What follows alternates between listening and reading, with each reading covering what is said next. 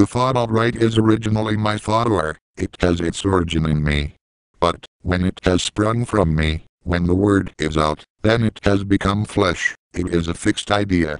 Now I no longer get rid of the thought. However I turn, it stands before me. Us men have not become masters again of the thought right, which they themselves created. Their creature is running away with them. This is absolute right, that which is absolved or unfastened from me. We, revering it as absolute, cannot devour it again, and it takes from us the creative power. The creature is more than the creator, it is in and for itself. Once you no longer let right run around free, once you draw it back into its origin, into you, it is your right, and that is right which suits you left square bracket und rechtest, was dir rechtest right square bracket. Right has had to suffer an attack within itself, from the standpoint of right, or being declared in the part of liberalism against privilege. Privileged and endowed with equal rights, in these two concepts turns a stubborn fight. Excluded or admitted, would mean the same. But where should there be a power, be it an imaginary one like God, law, or a real one like I, you, of which it should not be true that before it all are endowed with equal rights, that is, no respect of persons holds. Everyone is equally dear to God, if he adores him, equally agreeable to the law, if only he is a law-abiding person, whether the lover of God and the law is humpbacked and lame, whether poor or rich, and the like. That amounts to nothing for God and the law. Just so, when you are at the point of drowning, you like a Negro as rescuer as well as the most excellent Caucasian. Yes, in this situation you esteem a dog not less than a man. But to whom will not everyone be also, contrariwise, a preferred or disregarded person? God punishes the wicked with his wrath. The law chastises the lawless. You let one visit you every moment and show the other the door. The equality of right is a phantom just, because right is nothing more and nothing less than admission, a matter of grace, which, be it said, one may also acquire by his desert, for desert and grace are not contradictory, since even grace wishes to be deserved, and now our gracious smile falls only to him who knows how to force it from us. So people dream of all citizens of the state having to stand side by side, with equal rights. As citizens of the state they are certainly all equal for the state. But it will divide them, and advance them or put them in the rear, according to its special ends, if on no other account, and still more must it distinguish them from one another, as good and bad citizens. Bruno Bauer disposes of the Jew question from the standpoint that privilege is not justified. Because Jew and Christian have each some point of advantage over the other, and in having this point of advantage are exclusive, therefore before the critic's gaze they crumble into nothingness. With them the state lies under the like blame, since it justifies their having advantages and stamps it as a privilege, or prerogative, but thereby derogates from its calling to become a free state. But now everyone has something of advantage over another, namely, himself for his individuality. In this everybody remains exclusive. And, again, before a third party everyone makes his peculiarity count, for as much as possible, and, if he wants to win him at all, tries to make it appear attractive before him. Now, is the third party to be insensible to the difference of the one from the other? Do they ask that of the free state or of humanity? Then these would have to be absolutely without self-interest, and incapable of taking an interest in anyone whatever. Neither God, who divides his own from the wicked, nor the state which knows how to separate good citizens from bad, was thought of as so indifferent.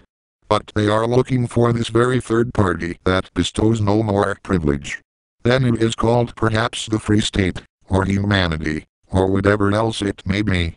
As Christian and Jew are ranked low by Bruno Bauer in account of their asserting privileges, it must be that they could and should free themselves from their narrow standpoint by self-renunciation or unselfishness. If they threw off their egoism, the mutual wrong would cease, and with it Christian and Jewish religiousness in general. It would be necessary only that neither of them should any longer want to be anything peculiar. But, if they gave up this exclusiveness, with that the ground in which their hostilities were waged would in truth not yet be forsaken. In case of need they would indeed find a third thing in which they could unite, a general religion, a religion of humanity, and the like, in short, an equalization, which need not be better than that which would result, if all Jews became Christians. By this likewise the privilege of one over the other would have an end. The tension would indeed be done away, but in this consisted not the essence of the two, but only their neighborhood. As being distinguished from each other they must necessarily be mutually resistant, and the disparity will always remain. Truly it is not a failing in you that you stiffen yourself against me and assert your distinctness or peculiarity. You need not give way or renounce yourself. People conceive the significance of the opposition to formally and weakly, when they want only to dissolve it in order to make room for a third thing that shall unite. The opposition deserves rather to be sharpened. As Jew and Christian you are into slight an opposition, and are contending only about religion, as it were about the emperor's beard, about a fiddlestick's end. Enemies in religion indeed, in the rest you still remain good friends, and equal to each other, as men. Nevertheless the rest too is unlike in each, and the time, when you no longer merely dissemble your opposition will be only, when you entirely recognize it, and everybody asserts himself from top to toe as unique. Then the former opposition will assuredly be dissolved, but only, because a stronger has taken it up into itself. Our weakness consists not in this, that we are in opposition to others, but in this, that we are not completely so, that we are not entirely severed from them, or that we seek a communion, a bond, that in communion we have an ideal. One faith, one God, one idea, one hat, for all.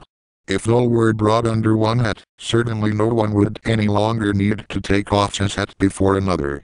The last and most decided opposition, that of unique against unique, is at bottom beyond what is called opposition, but without having sunk back into unity and unison.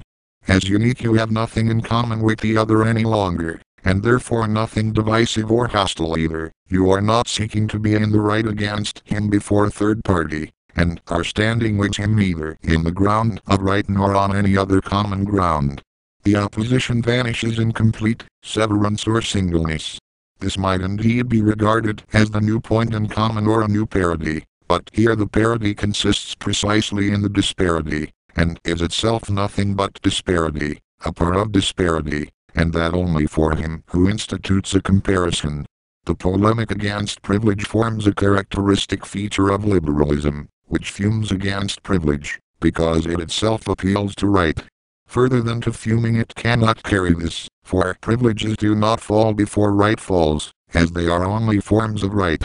But right falls apart into its nothingness, when it is swallowed up by might, when one understands what is meant by might goes before right.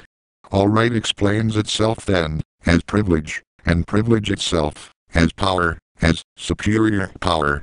But must not the mighty combat against superior power show quite another face than the modest combat against privilege, which is to be thought out before a first judge, right, according to the judge's mind?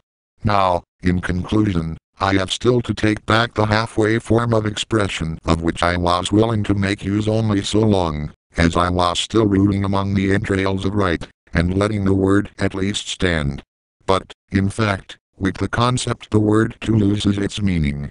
What I called my right is no longer right at all, because right can be bestowed only by a spirit, be it the spirit of nature or that of the species, of mankind, the spirit of God or that of His holiness or His highness, etc. What I have without an entitling spirit I have without right, I have it solely and alone through my power. I do not demand any right, therefore I need not recognize any either. What I can get by force I get by force, and what I do not get by force I have no right to, nor do I give myself airs, or consolation, with my imprescriptible right. With absolute right, right itself passes away, the dominion of the concept of right is cancelled at the same time. For it is not to be forgotten that hitherto concepts, ideas, or principles ruled us, and that among these rulers the concept of right, or of justice, played one of the most important parts. Entitled or unentitled, that does not concern me. If I am only powerful, I am of myself empowered, and need no other empowering or entitling. Right is a whale in the head, put there by a spook. Power, That am I myself. I am the powerful one and owner of power. Right is above me, is absolute, and exists in one higher, as whose grace it flows to me. Right is a gift of grace from the judge. Power and might exist only in me, the powerful and mighty.